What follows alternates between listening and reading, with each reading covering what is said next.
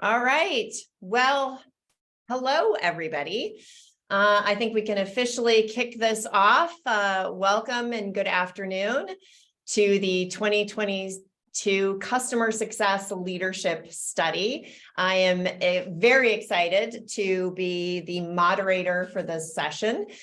Before we get started in any kind of introduction of the fantastic panel here, I have been told that I have to do a couple of housekeeping notes for everybody. So just want to let everybody know, those of you that have joined us, we are in fact recording this session. The link will be available in 24 hours. Also, there is a Q&A tab that you can submit your questions to us as we go through the content.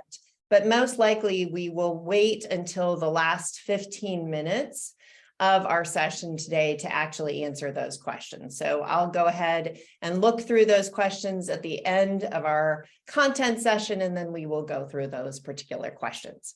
So let's get started. I'm going to introduce this fantastic panel that we have today.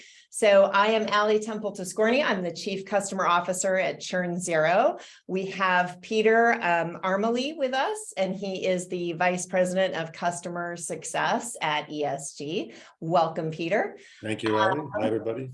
Yes, looking forward to this conversation. Jay Nathan, he is the CCO of Higher Logic. Welcome, Jay. Thank you, Allie. Good to see you. Nice to see you again. And Ms. Mary Poppin, who is our Chief Strategy and Customer Officer at Involve.ai. Welcome. Hello.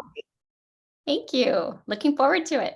All right, so let's talk a little bit about the respondents, and we'll give some detail here about who actually answered our survey questions. So we have over 1,000 respondents. In terms of the location of our respondents, the majority of which were in Americas, but we also saw some responses from EMEA and APAC. The highest title of our respondents that we saw was Director and Senior Director. We also saw 36% of our respondents that report directly to the CEO. And some numbers that didn't change from last year, and I think are pretty interesting, is that the revenue range for our respondents was about 10 to 49 million. The employee count was 51 to 200 employees. And the NRR for our respondents was around 91 to 100. All right, so some of our top findings, kind of a summary of what came out of the study, was that customer success is still a relatively young industry. Peter and I are going to have some commentary on that coming up. I have a couple of opinions on that. But customer success is still a relatively young industry. Customer success definitely matters to organizations, with about 78.5% of our respondents saying that they report up into the C-suite. We did determine from a lot of the questions that we asked, and we'll unpack some of this, is that customer success is under-resourced and underfunded. Those of you that are joining us, I'm sure you probably agree with that statement. And we are seeing that there is some impact to macroeconomic conditions that are kind of impeding our progress. So let's move on to customer success and its influence. Customer success is a still relatively young profession, according to our respondents. So 82% of our respondents have been at this less than 10 years, 44% less than 5 years.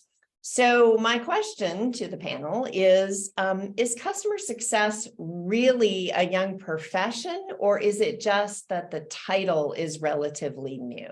I mean, at the end of the day, account management and implementation have been around for a long time. So Peter, what do you think about this? Yeah, I think that's right, Allie, the way you just described it, account management, implementation, those have been around since prehistoric times, really. And I could say that's true because I used to do a lot of that stuff in those times. So I think there's a couple of ways to think about that. It's that, yes, it's kind of like a repurposed, in a sense, very generally speaking, account management. You can look at customer success that way. So yeah, it is kind of new, and that's in the sense that we're calling it something new. But I also think, and I think it's pretty certain, that customer success is expanding pretty quickly in the last 5 years, has been like really fast. I mean, everyone's talking about LinkedIn, number of jobs, blah, blah, blah, all before the economic kind of downturn. So I think that's the influx of new people into the roles of customer success is reflected in this research study. And I think it's because businesses generally kind of adopted the belief that customer success should be a formal business function. So they're creating these things. And so I think that's the growth we see. Also, one more thing I would say is that I've noticed, I've talked to a lot of people, I've interviewed people who are moving over from sales and business development into customer success. And I think that's part of this that's going on. That's some of the influx of people we see who are in that 1 to 5 year range. And I think that's a good thing. We always talk about revenue and customer success, and it's not a bad thing that we bring in people who have some experience in that regard. I know I personally love to interview and hire CS professionals that have some sales experience. Yeah. I think that's actually a really, really good point. Jay or Mary, was there anything else you wanted to add to this? Yeah, I just Go ahead, always, Mary. yeah, I like to describe kind of the old days of customer delivery with software was really about kind of building houses. So an on-prem mindset really only required services and support. And as SaaS, came about, there was this need for a role to sort of help prove the adoption and the value every day. That started to catch on and now is called, customer success.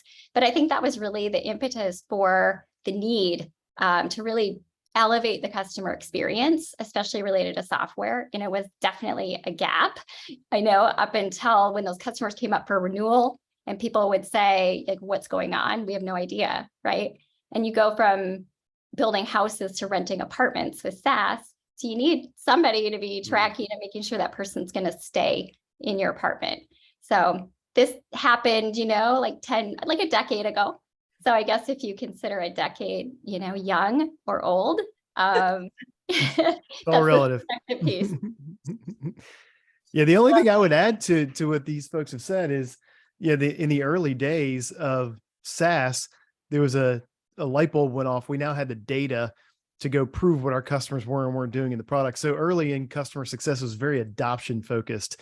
We now know, and I think even back then, many companies figured out that adoption was not the be all end all, because you have some solutions that are compulsory usage type solutions until you stop. I used to work for an HR tech firm.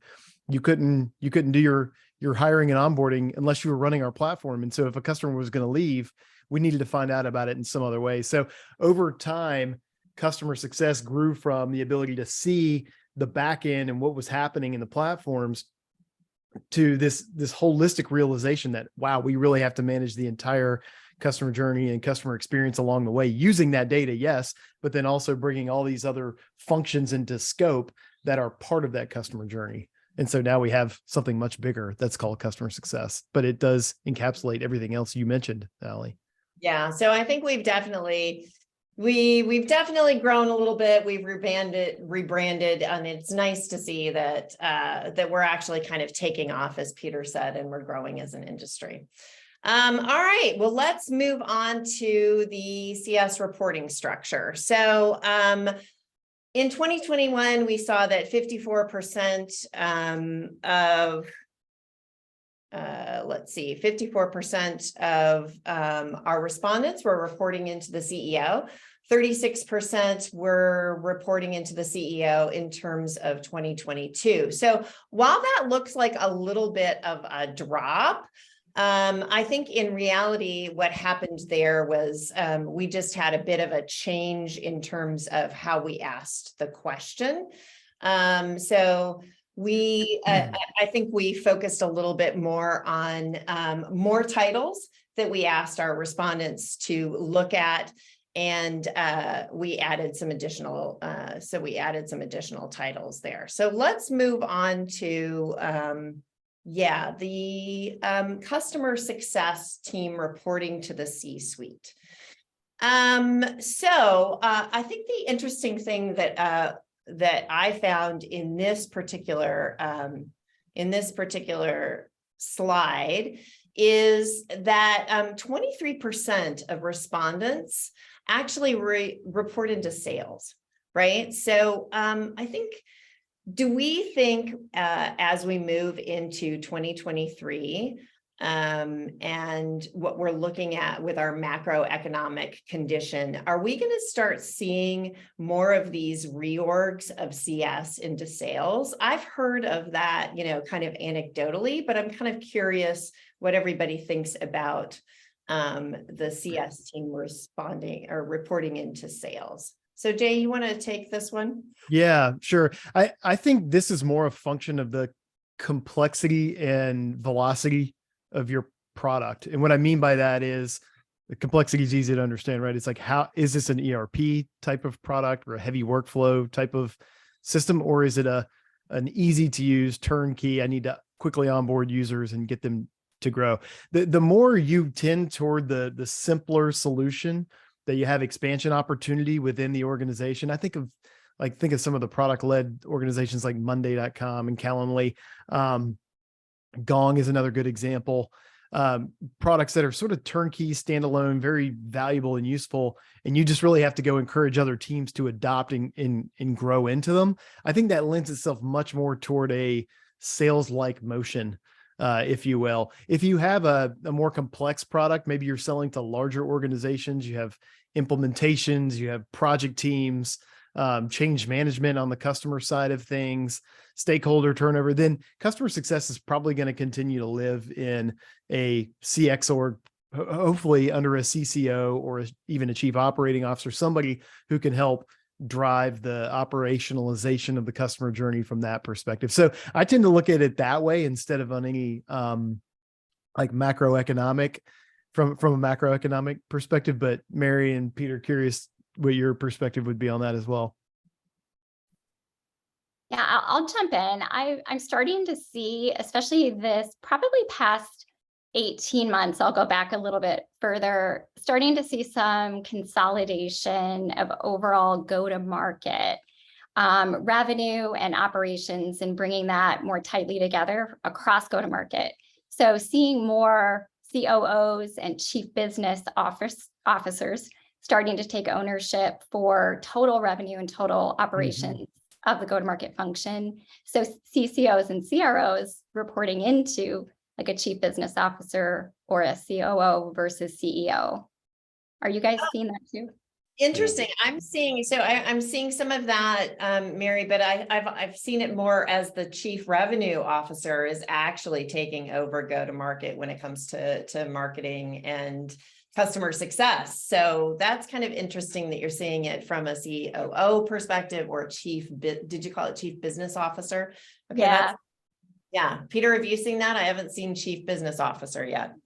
I have, but it's a really hot topic. I was contacted by a CEO I know in the industry, and he's been calling my attention to this conversation of go-to-market and how it's kind of in flux, and a lot of things are moving around. It's really squishy. And so 5 or 6 years ago, I was quite dogmatic about this topic, that I really believed. And when I was at TSIA, I actually talked to executives and said, you need to get CS reporting into a C-level.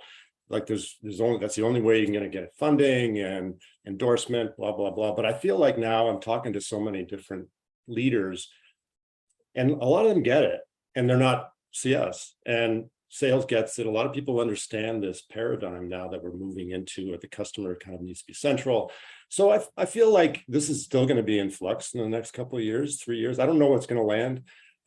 I also agree that, Jay, the macroeconomics, the way I like to think about things, is in play here. And I think there is a concentration of thought at the leadership C-level that sales might be best equipped to drive more energy the right kind of energy into the customer base in terms of like protecting their revenue and the right kind of practices. And we as CS leaders might dispute that a little bit, but I feel like that's where some of the C-level is thinking. I think there's another thing happening too, in that the C-level person that the customer experience organization reports to is more business oriented, more bookings, growth, ARR oriented. It's not just a customer experience role. And so that's the other side of it. So yes, Peter, to what you said, could be the CRO, but it could be just a more business savvy CCO coming into play as well. I do think right now, revenue teams, go-to-market teams have their hands full because they're trying to figure out how to deal with the macroeconomic the slowdown in the industry. And for them to take on something else right now around retention just doesn't even compute for me most of the time. Yeah. So, that's an interesting element of this from a macro perspective as well. So this is very interesting. Let's go to the next slide, because again, the way we kind of crafted this question in terms of the other element, the other bucket, this is where we saw, 42% of the 14%, I guess, were reporting to chief customer officer or chief experience officer. So Mary, based on what we just talked about here, is our title going away? Are we all going to be reporting up into this chief business officer? You know what? I don't think so. I have been, the past couple of years, I've seen so many more reach outs. You guys probably get them too from recruiting friends and others, but tons of posts on LinkedIn for opportunities at the CCO level. Even outside of SaaS, we're starting to see chief customer officer roles becoming more prevalent. So I would say it's definitely picking up, even if it's reporting to a CRO or a COO or a CBO. I see the title continuing, and I'm seeing it more prevalently. But for the other CCOs out there or CCO wannabes, I got to give a shout out to our friend Rod Shirkus, who's writing a book on becoming a CCO, essentially a CCO playbook. So I'm hoping we see this accelerate and CCOs take over all of go-to-market. So that's nice. That's great. All right. So I feel like we could have a webinar on this topic alone. So I probably should move us along a little bit. Customer success team size. Just an interesting breakdown here in terms of team size. So overall, our respondents are basically saying that they have, the majority of which have team sizes under 50. And so when you think about the size of the company, and you think about the revenue that we're managing, it seems like CS teams are still relatively small. If we go to the next slide, let's look at teams are actually growing. So the team size is kind of small, but it's still growing. And we're saying that basically 63% of our respondents are saying that their team is growing. So this was actually, our survey was cut off in September, right? And so do we actually think that as we head into fiscal year 2023 planning, that we're going to continue to see the CS team grow, or do we think we're going to pull back a little based on the economy? Peter, do you have some thoughts on this? Yeah, I think we'll see a bit of a pullback, and I don't necessarily think it's completely because of budget pressures. I think the economic conditions are forcing leaders to accelerate the way they're thinking about customer success. When I say leaders, I'm talking about CFOs and CEOs. And maybe they're going to force the CS leaders to think more about efficiencies and productivity. So I'm an optimist by nature, and I've been talking about CS ops for at least a decade. And I feel like maybe this is the moment that we've been waiting for. Some of us have been waiting for, to see CS ops take center stage. Of maybe building an enduring practice that will drive efficiencies and productivity and automation, which is, I think, direly needed. So that's what I mean by shrinking. I think CS will continue to hire, but it won't necessarily be as client-facing roles. We'll see maybe less CSMs and more CS ops personnel being hired. Oh, interesting. Jay or Mary, anything else you want to add on that one? I think Peter's spot on that. There's we may talk about this a little bit more in a few minutes, but there's just not enough scaled efforts going on in customer success in general from what I'm seeing. And we're fighting fires on a one-on-one basis. And that just is not going to get us there. We have too many customers to really focus on them one at a time. So I'll leave it at that. We'll probably touch on that one a little bit more later. Let's go on to operational efficiency, right? Because that's really our next slide, right? So this is an interesting slide where we talked about the benchmark of 1 CSM per 1 million or 1 CSM per 2 million in ARR. I feel like this is always the question that CS leaders get asked. What is the actual optimal number, that the magic number that a CS can actually manage? And I know the answer is somewhat that it depends, but I recently saw another survey that said that the optimal number was 1.8 million. So what actually is a reasonable ARR number for a company that is about 50 million in revenue and has about 100 to 200 employees? Basically the size of our respondent base. What do you think, Jay? Am I allowed to cuss on this webinar? Okay, I'll keep it clean. You're absolutely allowed to cuss on this webinar. Absolutely. I'm just kidding. I'm just kidding. Don't worry, Corey. No, I think, okay, so my first reaction to this, if you, like those of us who've been around this industry for a while, 6, 7, 8 years ago, there was the $2 million benchmark floating around. So if indeed the number is 1.8, what have we been doing for the past 6 years? We've been implementing all this technology, supposed to be getting more and more efficient. That's not a good sign. Now here's the good news. I think I don't know where that number came from, but I don't believe that. I don't think there's any one single number. It depends on a lot of different things. I'll go back to the point I made a minute ago. There's not enough scaled effort going on here within customer success. And that doesn't mean we stop having one-on-one relationships with our customers, but it does mean we add programs that give us the ability to touch and reach hundreds of customers at the same time with valuable content, valuable information and best practices for our industries all at the same time, and learn from one another too. This is very much a community story. So the other thing that it depends on, there are companies out there, and it's probably depends a lot on the stage of maturity that your business is in. Some companies have a one-size-fits-all CSM model. I'm not a fan of that personally, but that's the way you do things early on. But as you begin to scale, you have to break out and create new roles, implementation specific roles, customer marketing specific roles, support roles. And so I think that question is very hard to answer in a vacuum. There is no best practice. Please don't just go blindly put this out there. I think it's hard to say that customer success teams aren't growing enough. You really have to take a business view of this and understand for your company, what is the cost that you can afford to put into your model from a gross margin perspective. Most CS teams fall under a gross margin calculation.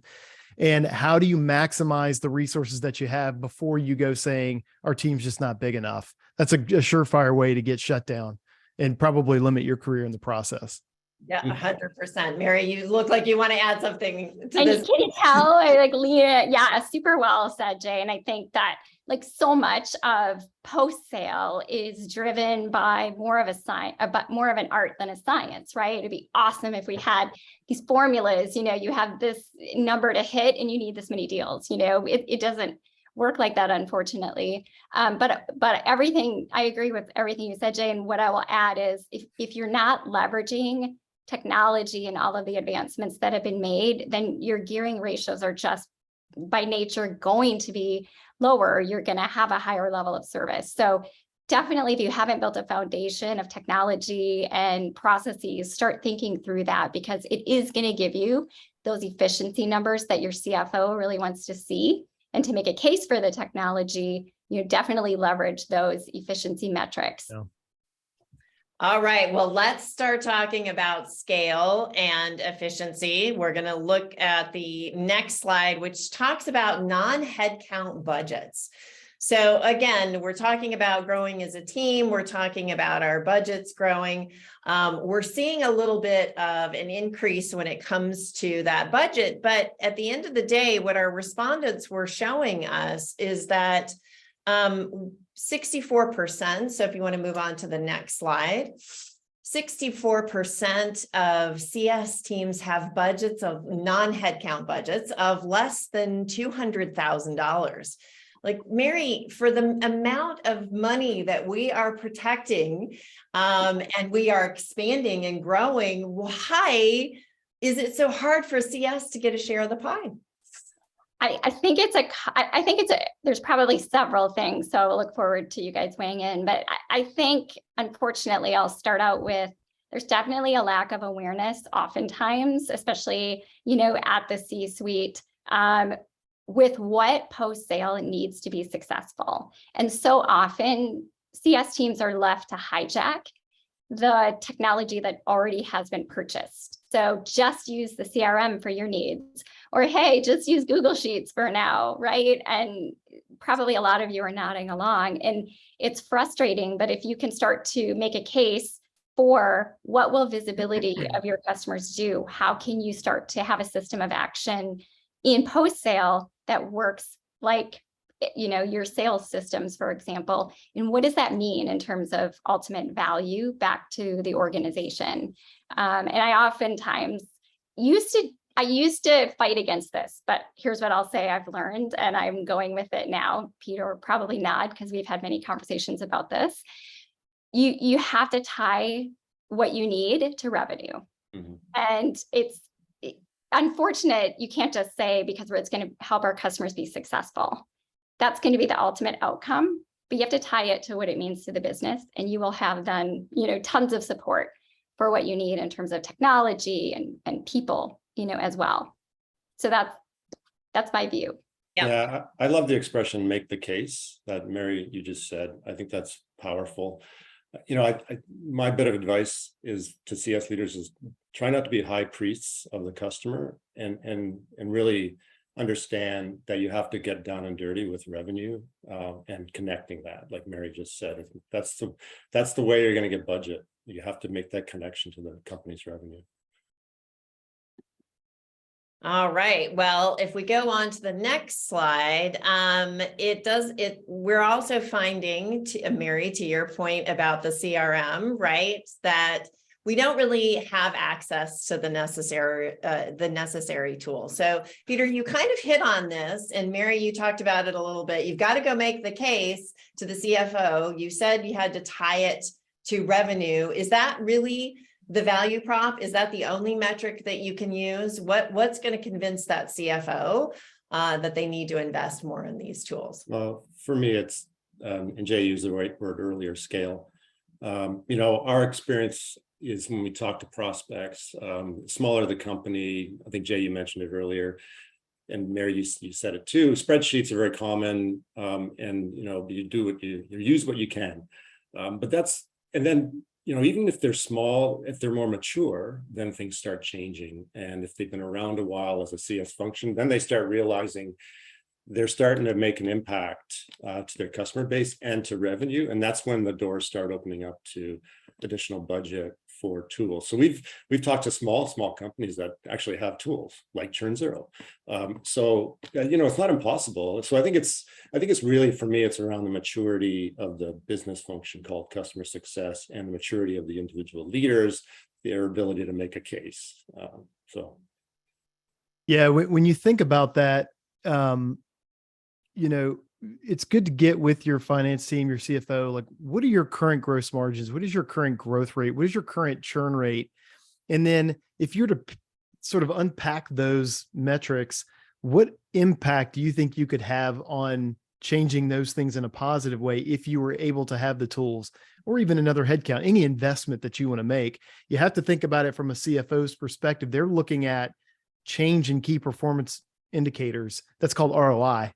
Right at the end of the day. So really, understanding what problem you're trying to solve. Those are all three different problems that I just named.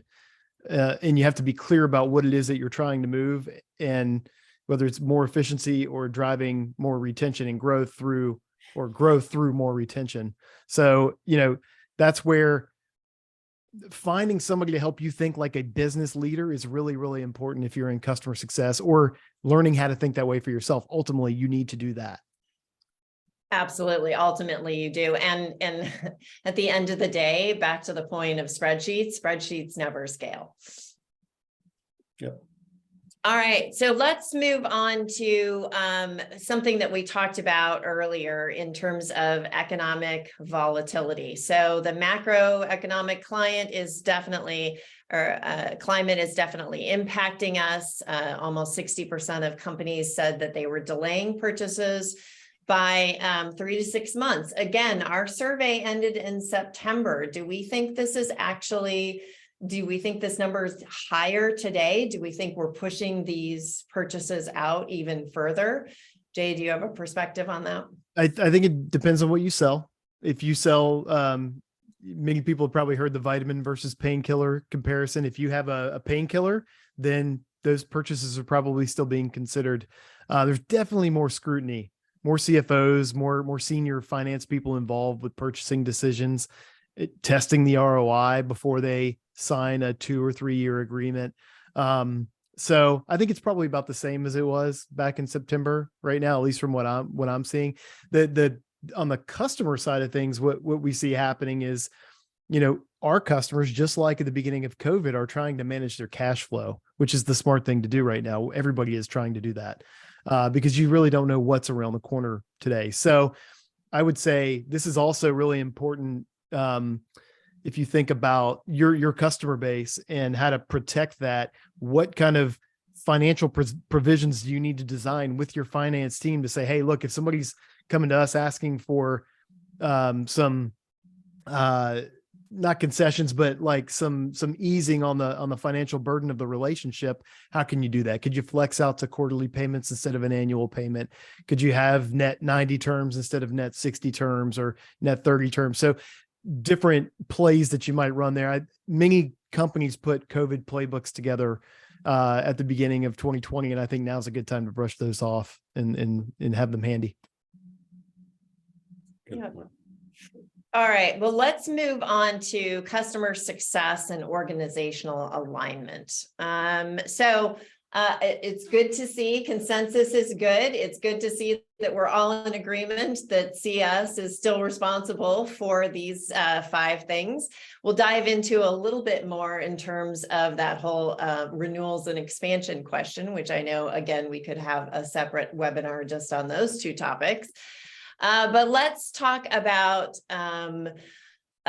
this slide. I happen to say that I happen to like this slide the most. This is probably my favorite slide in the entire deck, is this idea that some of you out there actually have veto power. So what do we think it is related to how you get this veto power? Is it where you sit within the organization, or how mature you are in the organization, in your organizational adoption of customer success? What really leads to this ability to have veto power? I've been at this for a while, and I have yet to be in a company where I've had that level of veto power. So Mary, tell me how I get that. Well, first of all, I'm hoping next year that it's, 2/3 and 100% of CS teams have veto power.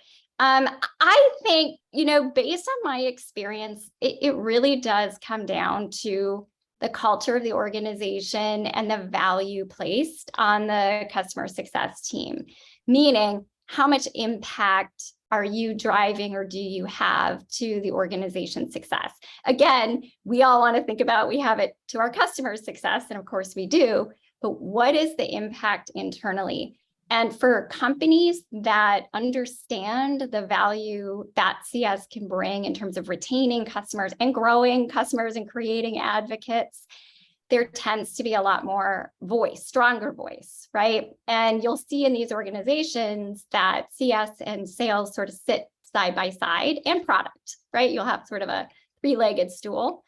In other organizations where CS is viewed as more of sales support or like an advanced technical function, they'll have less of a voice. And so I really believe it is part of the culture of the company, and where you sit, I think, reflects the value placed on CS to an extent.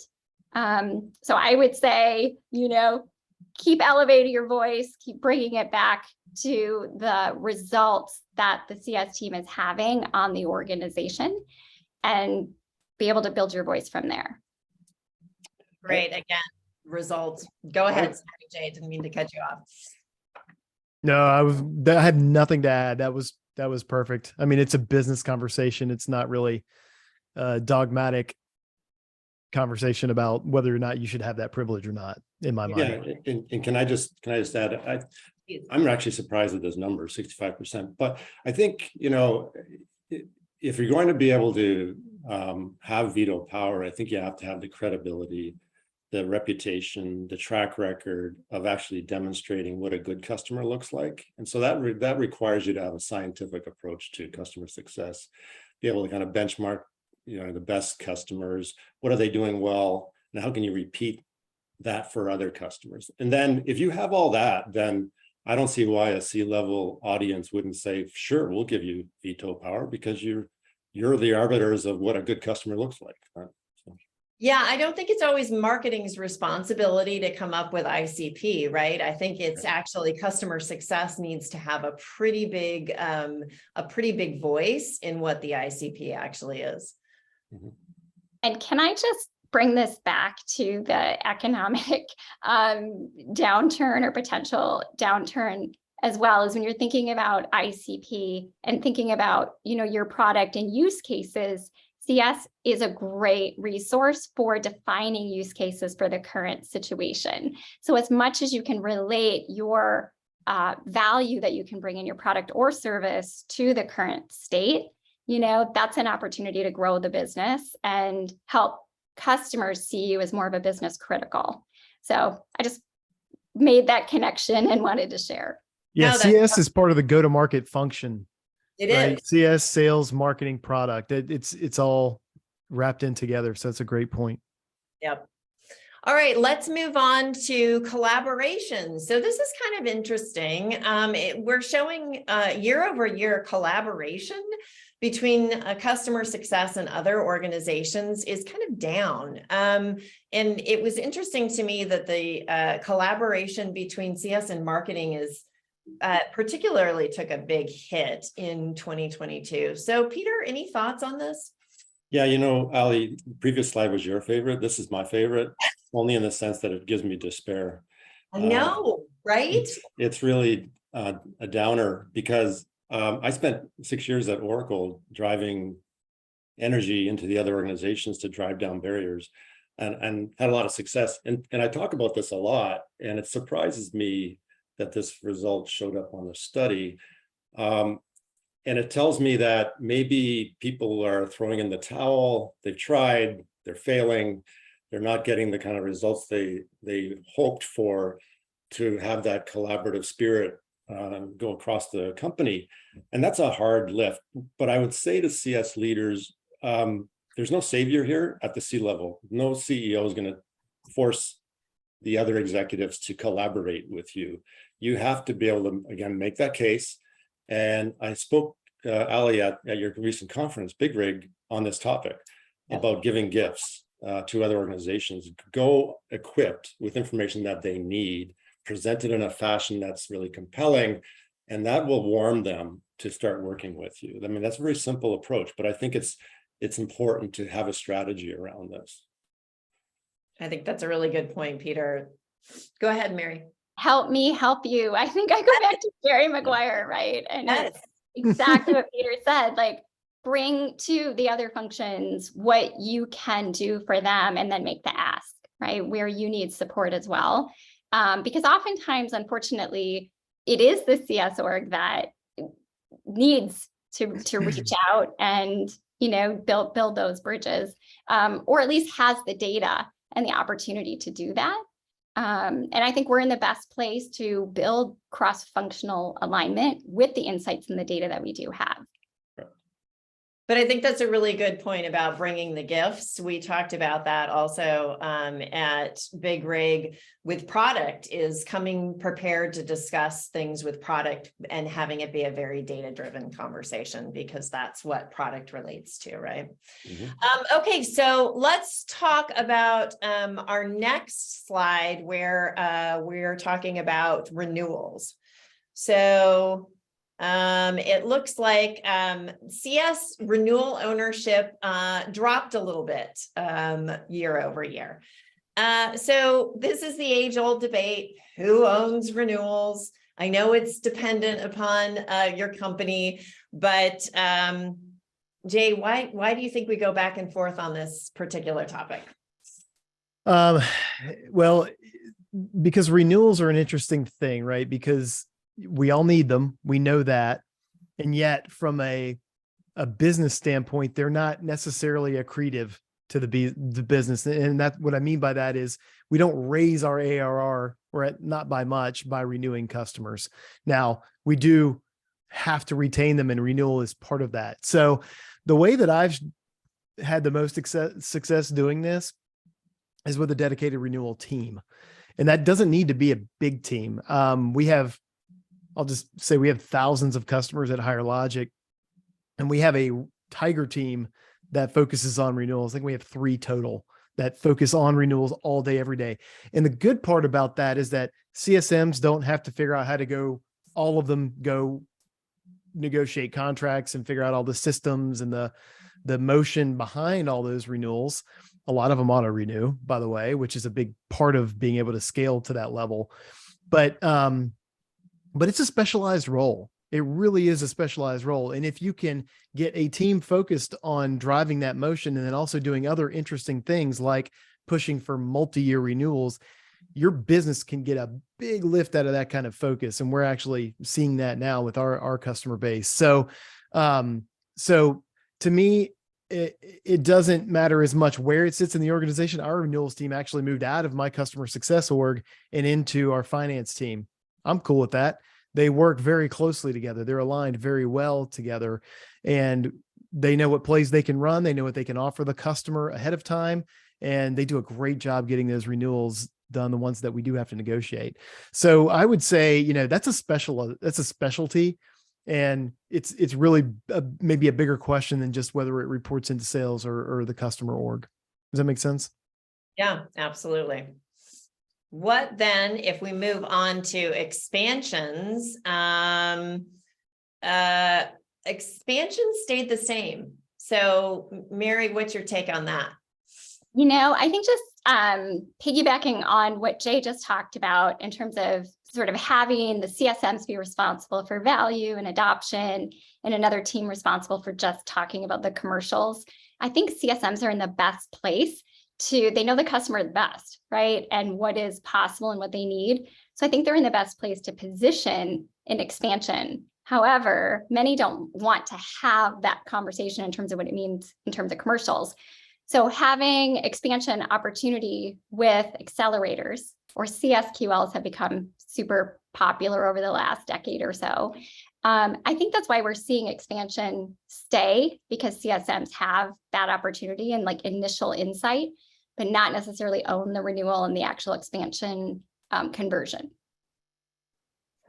Yes, so we've got lots of questions in the Q&A, so we probably need to move forward a little bit. We'll go through a little bit of the rest of this, and then we'll get to the Q&A. So thank you, Jay. All right, so customer success operations. Let's move on to this one in terms of a dedicated CS operations function. It looks like we're almost at 60% of respondents saying that they have a CS function. So Peter, can we call this done? Is it official? Everybody has a CS operations function. We need to go make that argument. Well, 60% isn't everybody, but I'll keep it brief. I wouldn't declare it a victory just yet. I've got a marketing background too, in addition to everything else. And so I have a bias in this direction. So I believe, and what I mean by that is operations is very inherent to marketing. I'm encouraged by this number, but I would love it to see 100% of all organizations in customer success have an ops function. And that would tell me the entire CS community really buys into this notion that customer data is critical and it's a valuable resource that you should leverage to drive insights and actions and better behaviors, not just within CS, but across the company. So.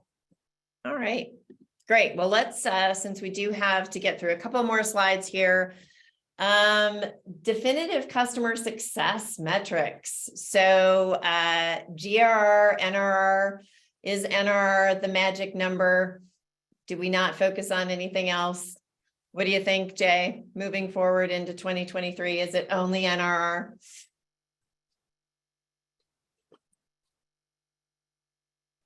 Sorry, I was muted. NRR is a company metric. Gross retention is a company metric. There are way more, there's way more that goes into these numbers than just a CSM team. So I think these are good SaaS metrics. I would encourage customer success teams to really focus on leading metrics that they can control that have an impact on these numbers. So how engaged are your customers with you every quarter? How many touch points are you having? How successful are they at adopting the product? Are they, are they doing the things, your customers doing the things with you that they need to do to be successful so that you can achieve these outcomes? These are outcome metrics. So, but net revenue retention is the de facto way that we will measure a SaaS business going forward, that and bookings growth. So yes. Okay. Yeah. All right. So along those lines, we can also say, I love the way you stated this, that these are SaaS metrics. These are company owned metrics, right? This goes to my passion around NPS. Mary, did you want to add anything to that? I just wanted to add, because I think for organizations growing really quickly, it's easy to pay attention to the top line and the new logos coming in. And if you ignore GRR and you have a leaky bucket, before long, you will stabilize the new logo growth, and then you'll really start to see the gap in the leaky bucket. So if you don't pay attention to GRR along the way, it's actually impacting NRR. So super important, I think, to also track and keep an eye on that. Exactly. All right. Well, I'm going to skip ahead. Let's go past this slide and talk to basically pretty much the end, the last slide, which is customer success goals and aspirations. And basically what we're seeing in terms of what teams are focusing on are really just processes. So for next year, it's really about process and process efficiency. That seems to be what everybody is focused on in the next 1 to 2 years. All right, so I think we're almost at time and ready to go probably for some questions. So let's see. Let me get into the questions here. Okay, so we have a lot here. First question, sales and CS are two totally different functions. They are viewed the same. This is frustrating for seasoned CSMs, such as myself. In your experience, how do you manage this gap in knowledge? Given that they are money motivated and CS is relationship motivated. Anybody want to take this one? Go ahead, Mary. I was going to put you on the spot. No, I mean, I'm happy to, I love the question. I appreciate it. Thank you so much. I actually experienced, I won't say where, but being a part of it, being acquired into an organization where CS was part of sales and seen as a sales supporting function, ultimately protecting revenue, but not adding additional value in the organization. So while it was said that CS was really important, all of the decisions made and the priorities and the resources were really focused on the sales front, as an initial priority. What we've been talking about, building the case with data, creating insights to share across the company, and starting to show the organization and leadership the impact that you're having on new business, on upsell revenue and bookings, is what allowed us to be able to ultimately make the case and separate from sales, and be our separate function reporting into, at this point, it was our chief business officer. So it really does come down to having a voice, being able to get at the data, being able to measure and show the impact, which I know is really hard. So I'm happy to chat with people after if you're interested and would like some support around this. Okay, there was another question related to, and this I think specifically was back to you, Jay, related to structuring your CS organization. Is CSM per ARR really the right answer? And how do you scale that? Anything else you want to add on that particular topic? I know, again, we could probably have a whole webinar just on that subject. Yeah. I think it's a really good question. So the question is, do you really look at it by ARR dollars, or do you look at it by customer count? It's a really astute question because by George, what you really want to do is build up a model from the bottom up that says, for every customer I have, here's what I expect the CSM to actually do on a week by week basis. And how many of those activities do I need them to do in a month, a quarter, and a year? What does that look like physically? I have to take some time out because 20% of your time is that's administrative, it's overhead, it's being part of the team.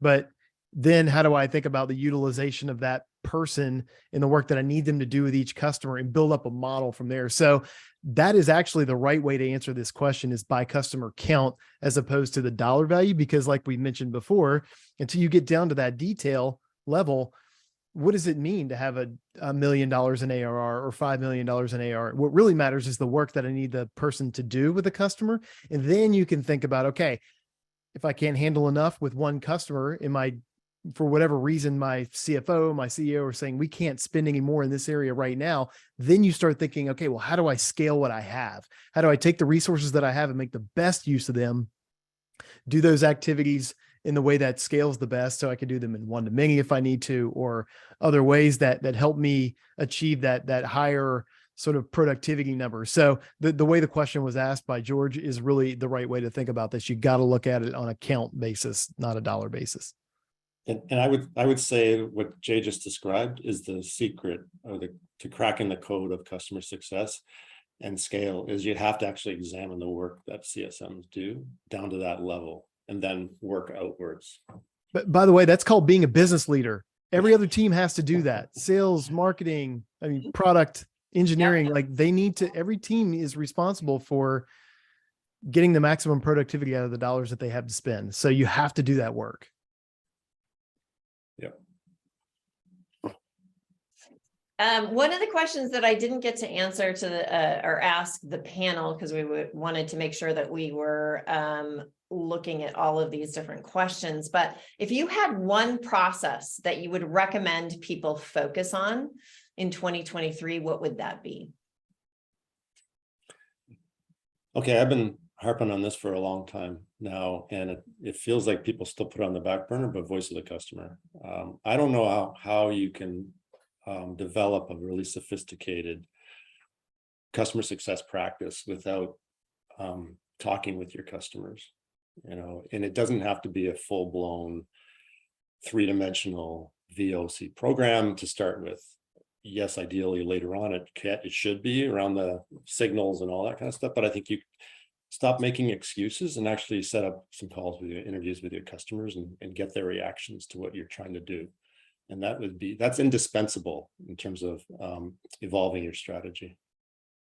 And I'll piggyback. Yes, that's a great point. I love that, Peter. Mary. I'll piggyback on that and take it a step further. What I'd love to see people do is take that voice of customer data and all of the other data that you have on your customers and unify it and get the insights out of that data so that you can prioritize your action. You can see the relationship of the work that you're doing to outcomes like adoption, retention, etc. Yep. Awesome. I would add one thing. I was on a call yesterday with a company who about a year ago was doing, every one of their CSMs was doing 5 calls per week on the same topic with their long tail of customers. They had hundreds and hundreds and hundreds of customers. What they've done is pivoted from what they call the pooled model to a scaled model. And the scaled model involves, we now have a monthly webinar on that topic, and we invite as many people as we can to it. That is what I'm talking about when I say scaled programs. That's just one example. You can build those things. If you're listening to your customers, back to Peter and Mary's point, you can understand where are people spending time? How can we go do these things at scale? I'll just come back to my thesis on this whole thing. We spent a lot of time building up the one-on-one kind of customer success model here. We've got to do things that scale. We got to think more strategically as an industry so that we can help our businesses scale and maintain those financial metrics, gross margin, EBITDA, that really matter when investors are looking at our companies. That's the part you can play. Yeah, I couldn't agree more when it comes to scale. We've got to let go of the one-to-one model. It's not going to work. It's not going to work for us. So I hope to see that be something that people are focused on in the next 2 years. And I think also these economic conditions may in fact actually force us to be much more thoughtful about that whole scale argument. When it comes to voice of the customer, Peter, like, I really appreciate you saying that. I cannot reiterate that enough. Our customers want to be heard. There is a way to formalize that process without setting an expectation that everything the customer wants, we are going to deliver on, right? I mean, but people need to be heard. They need to be heard in every walk of life, but in particular, customers need to be heard, right? And there's so many different like grains of truth that you can get from customers, and I think they can carry so much weight within an organization. And you know what? Customers, when you have these conversations with them, they appreciate your business. They don't have an expectation that you're going to give them everything they want or say. Exactly. Right. I think that's one of the fears that a lot of CS leaders have, is that if we go out and listen to customers, the expectation is we have to do everything they want. And in reality, customers are pretty realistic. They're running businesses too, right? They understand, the concept of roadmaps, and they understand that not everything is going to be delivered in the time in which they necessarily always want it, but they want to be able to voice their ideas. And then to close loop it and take their feedback and give back to them, right? Here's what we're doing based on your feedback. Exactly. Yeah. Super. Yeah. Jim asked a question about how to avoid survey fatigue. That's how you do it. You tell people what information you gathered and what you're going to do and what you're not going to do. And that's it. Most people understand that. All right. Great question. Yeah. Panel, I would invite you to see any questions. Are there any questions that you want to take that we did not answer from either our participation or let's see. I want to stay on another like 6 hours. I know. Talking about this, right? With everybody. We were a little worried that we were going to go over time, right? Yeah, there's some very good questions here we should follow up on. Maybe on LinkedIn. Absolutely. Anything, let's see. Oh yeah, I think these are kind of specific questions. Robin, Doug, we appreciate that. We can follow up with you afterwards, either via LinkedIn, or I can respond to these questions directly. All right. Awesome. Any parting words of advice for 2023 panel? You were fantastic. I really appreciate you taking the time. Anything you want to share with the audience for next year's survey? Well, let me just say something about a topic we didn't even touch on, which is education. And I think we need to, as leaders, think about what our people need next, and really think seriously about some sort of formal kind of training for them. And I'm not going to prescribe what that is at this moment. I have ideas, but I'm not going to say they are. Oh, a little teaser for our next webinar, Peter. I like it. Nice. I like it. I would just close by saying no action is too little and will produce forward momentum. So, don't feel like you have to have things perfect to roll things out. Just get started. Perfect. Yep. Yes, absolutely. And whatever you're doing, find a way to tie it to a business result so that you can communicate it to your executives and your board. That's what really is going to move the needle for you as a leader. Yes, absolutely. Allie, great job facilitating. Yes, Yeah, thank you, Awesome. Howie. thank you. All right. Good Thanks. to chat with you guys. Yes. Thank you. Bye-bye. Take Bye-bye. care. Bye-bye.